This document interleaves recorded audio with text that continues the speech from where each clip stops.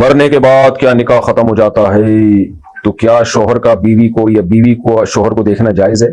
मरने के बाद दुनियावी हकाम के लिहाज से निकाह खत्म होता है, उखरवी हकाम के लिहाज से खत्म नहीं होता, लेकिन दुनियावी हकाम के लिहाज से खत्म हो जाता है। दुनियावी हकाम के लिहाज से खत्म होने का क्या मतलब है कि मिसाल के तौर पर शोहर मर गया तो बीवी इद्दत के बाद कहीं और शादी कर सकती है। अगर दुनियावी लिहाज से खत्म ना हुआ होता तो बीवी को कहां इजाजत होती शादी करने की। इसी तरह अगर बीवी मर गई और 4 बीवियां थी तो शोहर मजीद शादी कर सकता है। अगर वो निकाह बाकी होता दुनियावी हकाम में भी तो कहां से शादी कर सकता था फिर शोहर।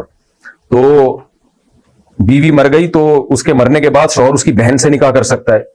अगर वो दुनियावी हकाम में भी पुराना निकाह बाकी होता तो फिर उसकी बहन से निकाह तो उसके लिए जायज ही नहीं होता। इसलिए दुनियावी हकाम के लिहाज से चूंकि निकाह खत्म हो जाता है तो इसलिए ये कहना कि निकाह बाकी रहता है ये ठीक नहीं है। हाँ, मियां बीवी एक दूसरे को देख सकते हैं मैयत को, क्योंकि इसमें कोई फितने का अंदेशा होता नहीं है।